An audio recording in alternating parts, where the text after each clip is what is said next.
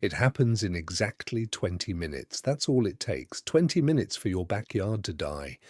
The feeder goes quiet. The last sparrow drops from the branch. The chattering, the squabbling, the constant flutter of wings, it just stops. You stand at the kitchen window with your coffee going cold in your hand, and you think, nothing is out there anymore.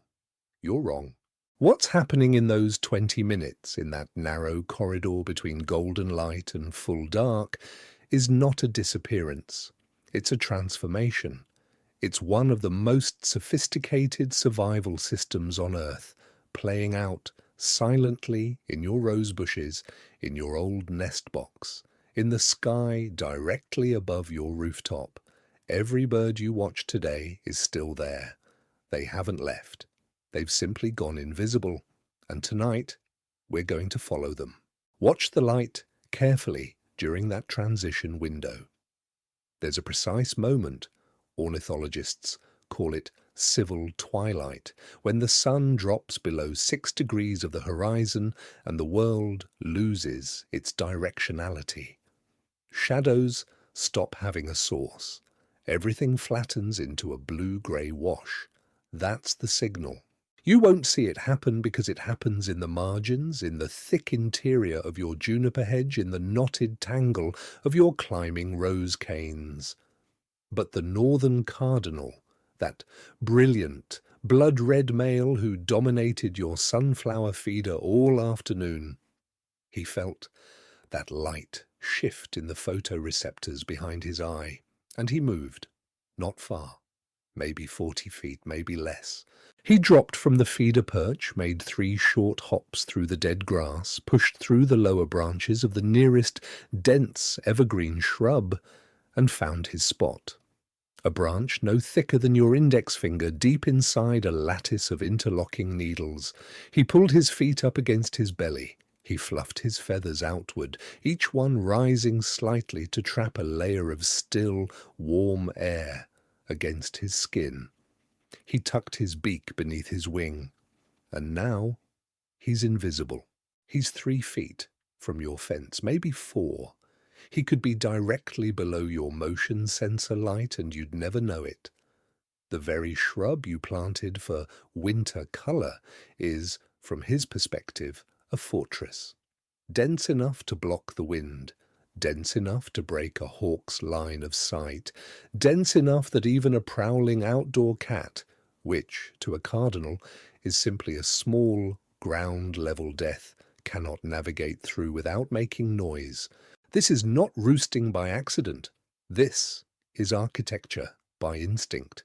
Every cardinal in North America knows this calculation. The cost of flying further to find shelter is weighed against the value of staying close to a known food source. So, they stay. They hide. They wait out the dark in a radius of 30 to 50 feet from where they fed, embedded in the landscape like a jewel in a setting, invisible and perfectly, quietly awake. Now, let's talk about something genuinely extraordinary. Down the block, or perhaps in the maple tree at the edge of your property, a black-capped chickadee has found its roost. It weighs, at this moment, approximately 11 grams. That's roughly the weight of 2 pennies pressed together in your palm. 2 pennies. That is the entire biological machine that is about to survive the night. If temperatures drop into the 20s tonight, which, through much of the chickadee's range, is a completely ordinary winter evening, this bird faces a problem that would be immediately, catastrophically fatal to you or me. It must maintain its core body temperature through the dark, through the cold, through 8 to 12 hours without food, burning fuel it can barely afford to burn. Its solution is nothing short of physiological genius. The chickadee initiates what scientists call regulated hypothermia. It's not sickness, it's not distress, it is a deliberate, controlled shutdown, like a spacecraft reducing power for a long coast through cold space. The bird lowers its own body temperature by as much as 12 degrees Celsius, that's roughly 22 degrees Fahrenheit, from its normal daytime operating temperature of about 108 degrees Fahrenheit down to somewhere around 86 degrees. Every degree of that drop translates directly into calories saved. Calories that, for a chickadee facing a snowstorm, might be the difference between greeting dawn and never lifting another wing. But here's the critical precision embedded in this system. The chickadee cannot go too far.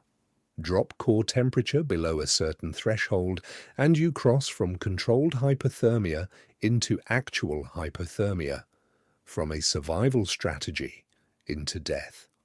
So, throughout the night, this bird's body runs a constant automated monitoring process. Thermoreceptors track the fall. The moment temperature approaches that dangerous lower boundary, metabolic processes throttle back up. The bird shivers, not visibly, not even consciously, but microscopically, cellularly, generating just enough heat to hold the line. It does this all night long, every night of winter, on a brain the size of a grapeseed, with a fuel tank measured in fractions of a gram of fat. It runs this calculation with a precision that would humble most engineered systems. When morning comes and light triggers the reversal, when that core temperature climbs back to operational levels and the bird shakes itself loose from the branch and explodes toward your feeder, it has won. Again. One more night filed away. 2 pennies. That's all it weighs, and it did all of that. Not every bird faces the night alone. In fact, for some species, the night reveals something that the competitive, territorial behavior of daylight hours would never suggest. That survival sometimes means setting down the weapons. Consider the eastern bluebird. During spring and summer breeding season, a male bluebird will fight savagely to defend his nest box territory. He'll chase off rivals, engage in aerial combat, announce his ownership from every high perch available. The nest box is his, the perimeter is his, this is non-negotiable.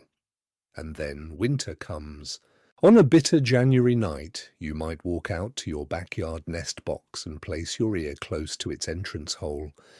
If the night is still enough, you might hear something, a rustling, a soft, collective shuffling that sounds almost like a slow, living breath.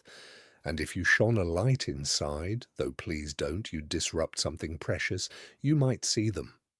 Bluebirds, piled together like a warm, feathered consensus. As many as 15 individuals have been documented in a single standard nest box, each one pressed against the next, bodies overlapping, heat pooling in the small wooden chamber. The male who ruled this box all summer is in there, and so are his former rivals. What dissolved the boundary? Cold math. When the cost of defending territory exceeds the cost of sharing it, when the energy burned in aggression would kill you by morning, the calculation tips. Territoriality switches off like a circuit breaker. The birds shift from competitors into a single thermal unit.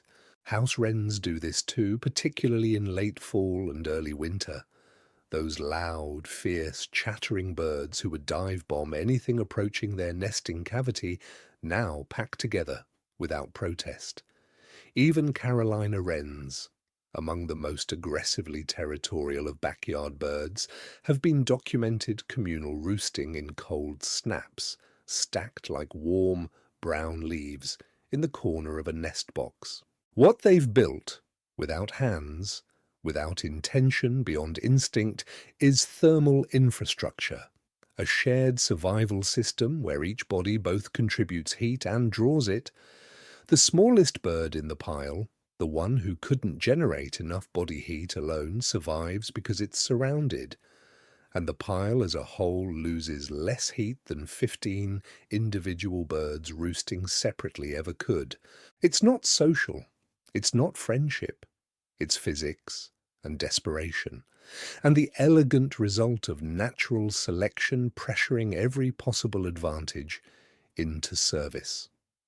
But when you watch the video, when you see them filing in one by one at dusk, each new arrival wiggling into the mass, it looks undeniably like something else.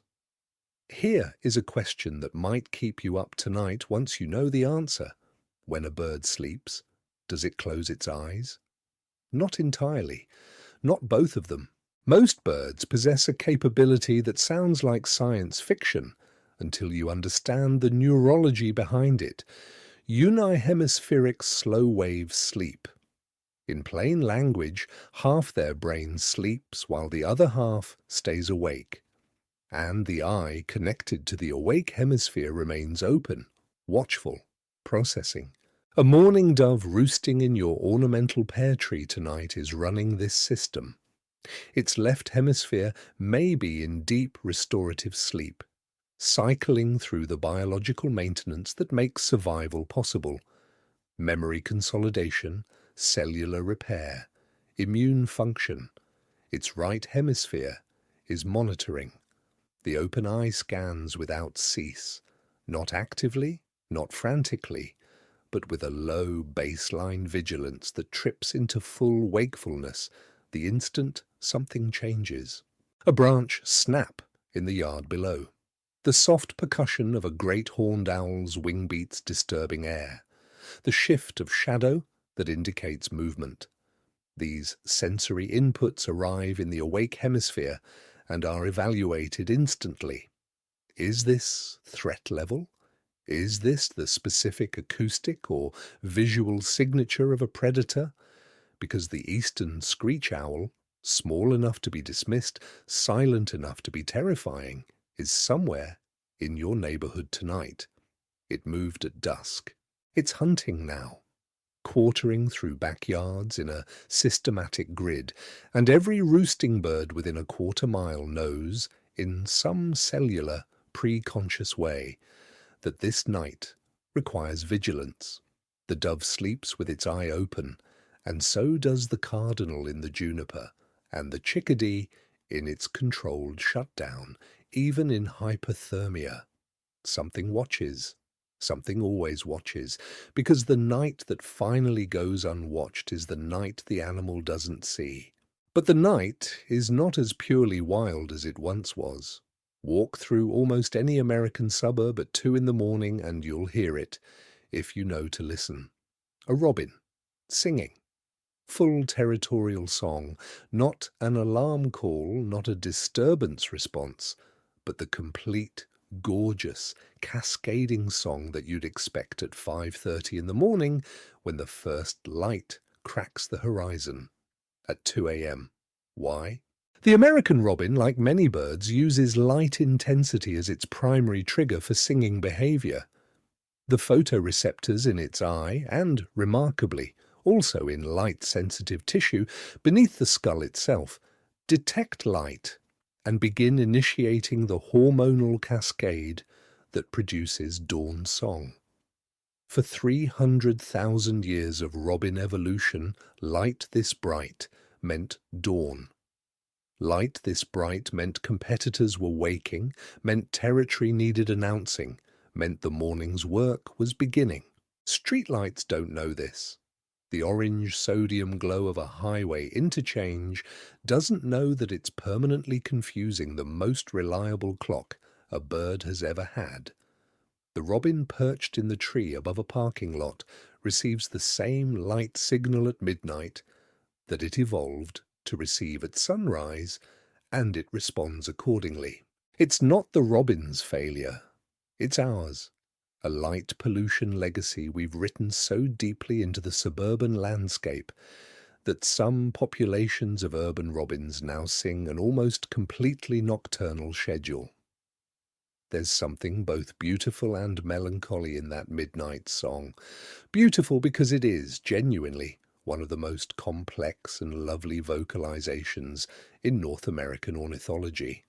Melancholy because it is a beautiful thing happening for the wrong reasons. And then consider this. On a night with no light at all, a true rural dark, or even just a power outage in your neighborhood, the mourning dove offers a different kind of sound. Not song, but wing sound. That distinctive whistling whistle of its primary feathers, a structural artifact of how air moves through specially shaped wingtips.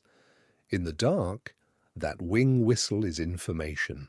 When a mourning dove launches from a roost in sudden, panicked flight, every other roosting bird within earshot receives the signal before they've processed what startled the dove. It's an alarm system built into the physics of flight itself, broadcasting urgency in the only channel that works in complete darkness: sound. But here's the thing that will permanently change how you look at the night sky, right now, tonight. If you walked outside and stood in your driveway and looked straight up, you would see, or rather fail to see, one of the greatest mass movements of life on Earth.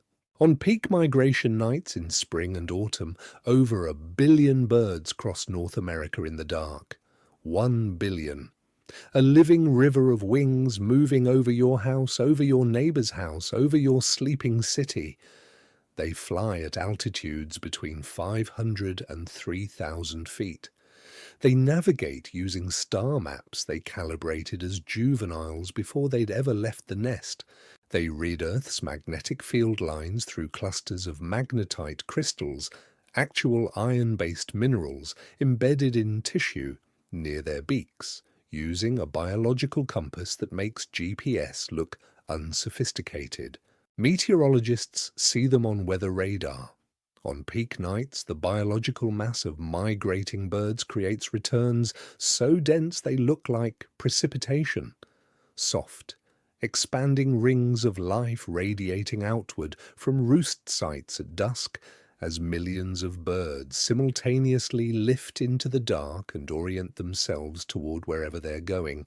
Warblers, thrushes, sparrows, vireos, tiny birds, some weighing barely more than a chickadee, flying 8, 10, 12 hours through the dark, navigating with instruments we're still struggling to fully understand. Some of them will travel from the boreal forests of Canada to the Amazon basin, a journey of 3,000 miles, and they will do it mostly at night, guided by stars and magnetism, and something we don't yet have a name for. And they pass directly over your rooftop, every autumn, every spring, while you sleep. So the next time you stand at the window after dinner and the yard has gone silent and still, resist the conclusion. The silence is not emptiness. The stillness is not absence. What you are actually looking at is a stage between acts, a held breath before a drama that is already in motion just beyond the edge of your perception. In your juniper hedge, a cardinal presses into needles, body heat contained in a private pocket of still air, waiting for morning with a patience that has no name because it requires no consciousness. In your nest box, a pile of bluebirds exists as a single thermal mass, their individual ferocity dissolved by cold into something that looks, almost, like tenderness. In the maple at the property edge, a dove sleeps with one eye open, monitoring a world it cannot afford to stop watching even for a moment. Somewhere above the rooftops, a chickadee's body holds itself at precisely the right temperature, with a precision that would require a thermostat and a processor to replicate artificially. And above all of it, above the house, above the streetlights, above the reach of any ordinary perception, a river of wings moves through the dark. A river that has been moving for millions of years. A river that will move again tomorrow night, and the night after, and every night of every season until the stars themselves shift out of alignment. Your backyard doesn't go quiet at dusk. It just asks you to listen differently.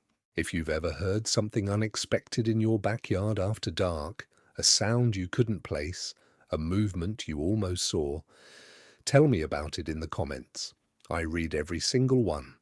And if you want to see more of what's actually happening in the hours most of us spend indoors, subscribe and hit the bell, because we're just getting started on what the ordinary world is hiding from us in plain sight.